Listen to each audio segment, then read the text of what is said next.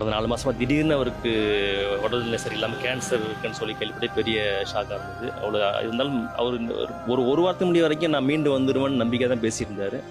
2 நாளைக்கு முன்னாடி திடீர்னு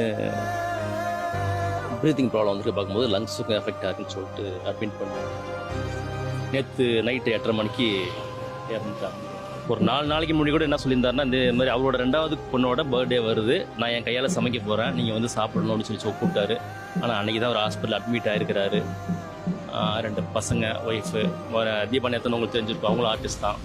அவங்க ஃபேமிலிக்கு எப்படி ஈடு செய்ய முடியாத இழப்பா, இது வந்துட்டு ரொம்ப கஷ்டம், ஆறுதல் சொல்ல முடியாத நிலைமையில் இருக்கிறோம். அதுமாரி ஒரு நல்ல மனுஷனை பார்க்கறது கஷ்டங்க. ஏன்னா அவர் நல்லா சமைப்பார்.